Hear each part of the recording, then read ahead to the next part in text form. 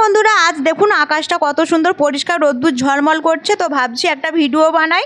তো আজ বানাবো চিংড়ি মাছ দিয়ে কচু শাক ভাজা। চিংড়ি মাছ দিয়ে কচু শাক ভাজা বানানোর জন্য এখানে অনেক কচু শাক হয়েছিল। তো আমি দুটো কচু শাক তুলে নিয়েছি, ভালো করে পুকুর ঘাটে পরিষ্কার করে ধুয়ে নিয়েছি। আমার ছেলে পুকুর ঘাটে ছিপ ফেলাচ্ছিল, একটা মাছ পড়েছে, ওটাই দেখাচ্ছিল। তো ডাঁটা থেকে শাকগুলো আলাদা করে নিয়ে বটির সাহায্যে ছোটো ছোটো টুকরো করে কেটে নিচ্ছি। এইদিকে অনান ধরে গেছে, কড়া বসিয়ে তেল দিয়ে কালো জিরে ফোড়ন দিয়ে পেঁয়াজ কুচি আর চিংড়ি মাছটাকে ভালো করে ভাজা ভাজা করে নেবো। ওগুলো ভাজা হয়ে গেলে শাকগুলো ওর মধ্যে তুলে দিয়ে পরিমাণ মতো নুন হলুদ দিয়ে চাপা দিয়ে ভেজে নিতে হবে।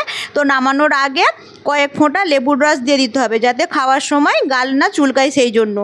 তো গরম ভাতের সঙ্গে এই রকম করে চিংড়ি মাছ দিয়ে কচু শাক ভাজা বানালে খেতে খুবই দুর্দান্ত লাগে। আপনারা যদি চান, আপনারা এইভাবে চিংড়ি মাছ দিয়ে কচু শাক ভাজা বানিয়ে খেতে পারেন। তো আমার ভিডিওটি যদি ভালো লাগে, আমার ভিডিওতে লাইক কমেন্ট ও শেয়ার করবেন। Tata, by.